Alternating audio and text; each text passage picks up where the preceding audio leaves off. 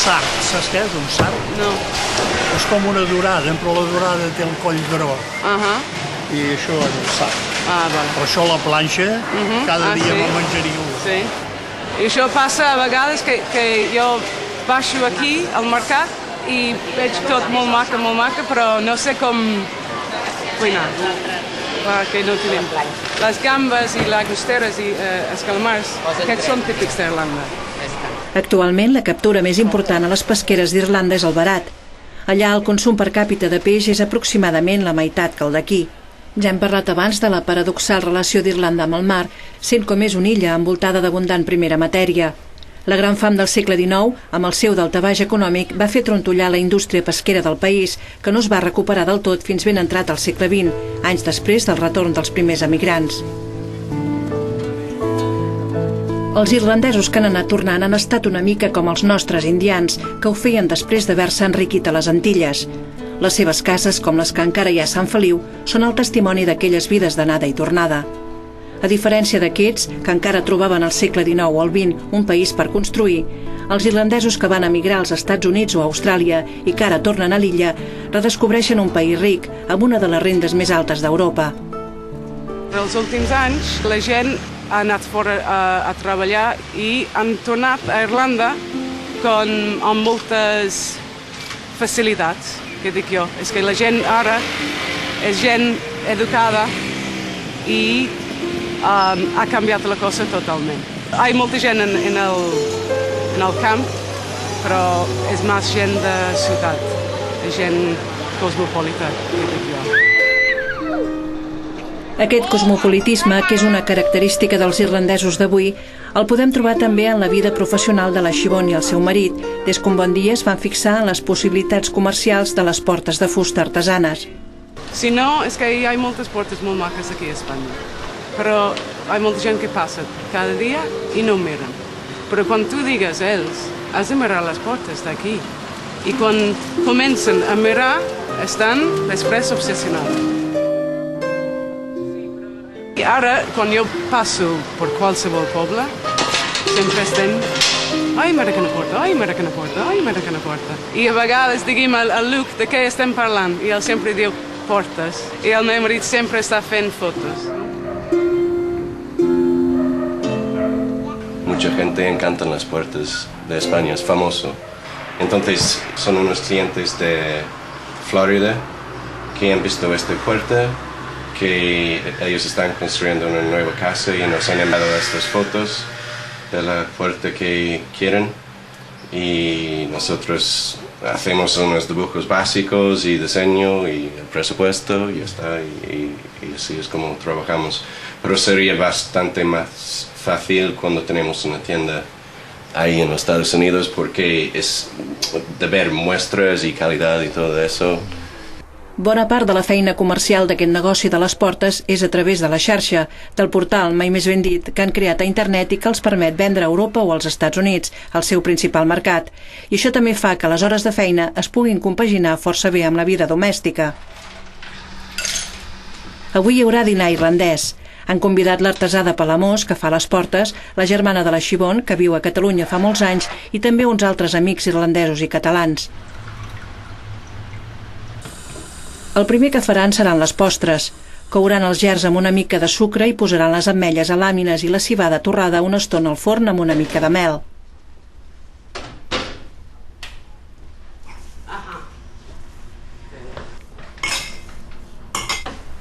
Y ahora eso es muy típico en Irlanda. Y los hombres somos los ayudantes en la cocina y... En Jack parla amb una certa resignació, però tant ell com ella ens asseguren que l'home irlandès continua entrant molt poc a la cuina, fins i tot menys que els homes catalans. Ara, però, la preocupació de la Siobhan és aconseguir lligar la crema de llet que ha muntat, una tasca que podria semblar difícil amb les cremes de llet d'aquí, sobretot per por que la llimona no talli la nata. Aquest és un factor que la Siobhan, acostumada a la llet més greixosa d'Irlanda, no ha tingut en compte i ara la preocupa. You know the Irish and English cream? Yeah. Is a lot thicker. So the problem here is once I put in the lemon, right? And the whiskey and the honey, it's gone and it's like separated. But I think it's okay. La nata, però, ha acabat agafant la textura adequada i, tot i l'aspecte modern d'aquestes postres, descobrim que tenen el seu origen en Anglaterra i la Irlanda medievals. Fas molt bé, Jack. Es tracta d'un plat que es preparava durant la collita del blat. El gra es deixava amb aigua i a foc lent durant un dia i mig i es barrejava amb llet, sucre i espècies.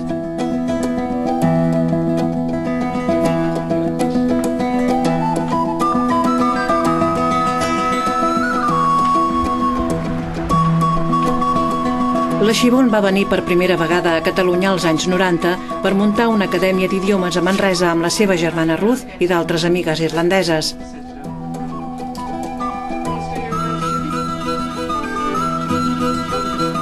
La Ruth, la petita Anna i en Jordi arriben just quan és l'hora de començar el plat principal, un plat que forma part de la més pura tradició irlandesa i que ja en van veure una versió en el capítol anterior a casa de l'Ela. Bueno, ¿qué? Hey. ¿Cómo estás, jefa? Molt bé, i tu? Qué guapa. Com estàs? Què estàs fent aquí? Irish stew, recordes? Pot ser la primera vegada que vaig venir? Exacte, sí. Que era algo especial D'Irlanda? d'Irlanda? Sí, fem això, altre Pues cop. fantàstic. Vale, sí. A diferència de l'estofat de vedella que va fer l'Ela, aquest és de xai, potser l'animal més emblemàtic del país i d'on surt la recepta original. Sí, m'agrada. Sí? Es una cosa aquí en Cataluña que se está poniendo de moda ya, me parece. ¿Qué? ¿Los hombres que planchan? Sí, sí, sí. Los hombres que están en contacto con su lado... O sea, el más femenino, el costat femení, el costat femení. Sí, però de cuinar, tu?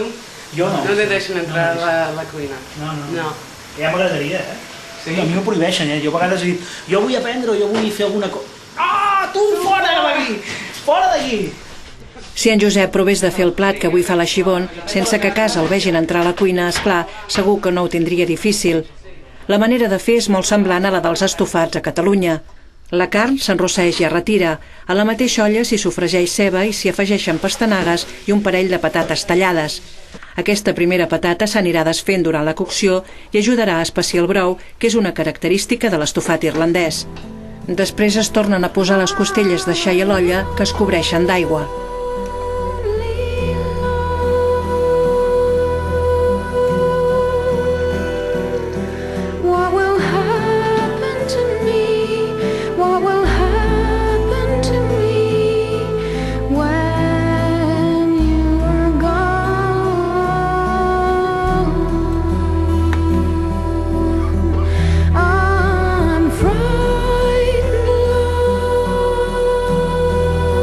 Finalment se salpebra, s'hi afegeixen les patates i es deixa coure a foc lent.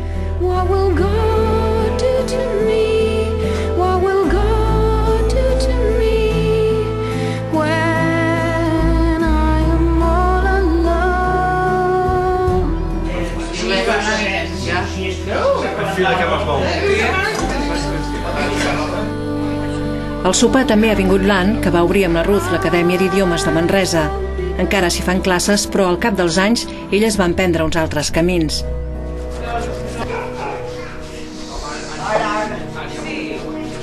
El d'avui ens porta inevitablement cap al sopar, que ja no es pot endarrerir gaire. No ens podem estar d'observar com a la cuina es tornen a reproduir certs esquemes. Estem en retent per qualsevol cosa que ens demani. De fet, nosaltres sí que venim a menjar. Exacte, però... Jo la veritat és que m'ha entrat una gana. La patata crua que ha ratllat l'Ann s'ha de prémer perquè deixi anar l'aigua. El pòsit de midó que queda també es pot recuperar i afegir a la patata bullida i aixafada. Així es comença a preparar el boxty, que també porta farina, llevat, llet i mantega. D'aquesta massa se'n fan roles que es fregeixen. La massa del boxty també es pot posar en un mollo i al forn per fer pa de patata, o bé es pot fer més cremosa afegint-hi llet i convertir-la en creps, que es poden menjar amb dolç o salat.